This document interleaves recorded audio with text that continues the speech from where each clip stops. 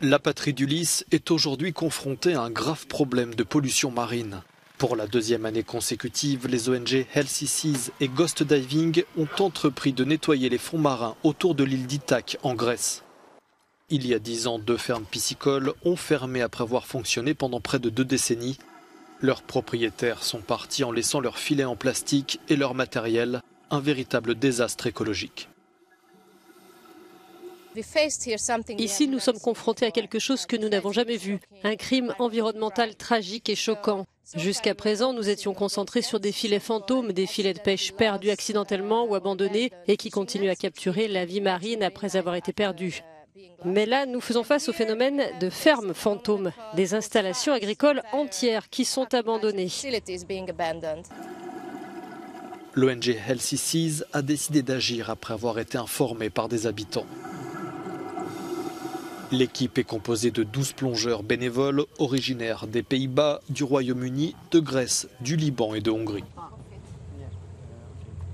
Le poids et la quantité de filets constituent un véritable défi. Ils sont très très gros. Nous devons les traîner entre 20 et 35 mètres de profondeur.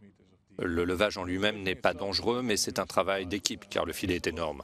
Il faut vraiment faire attention à ce qu'il ne casse pas et ne redescende pas. L'été dernier, de nombreux habitants étaient dubitatifs et méfiants vis-à-vis de ces bénévoles étrangers, mais aujourd'hui ils participent à leur campagne de nettoyage. L'année dernière, 76 tonnes de déchets marins ont été retirés de la mer et du littoral de l'île. Outre le nettoyage, l'objectif de l'action de cette année est de former les pêcheurs, les habitants et les visiteurs afin de réduire la pollution catastrophique des fonds marins. Avec le temps, les filets en plastique se décomposent et empoisonnent les poissons. Les plongeurs notent que la pollution des mers est un phénomène insidieux qui n'est pas visible au premier abord. Le touriste voit la carte postale, un petit port avec des eaux turquoises. Mais nous, plongeurs, nous sommes confrontés à une réalité inverse. Les fonds marins sont pleins de déchets, je peux dire qu'ils ressemblent à une vaste décharge. Les gens deviennent plus sensibles, le monde change, mais ça prend du temps.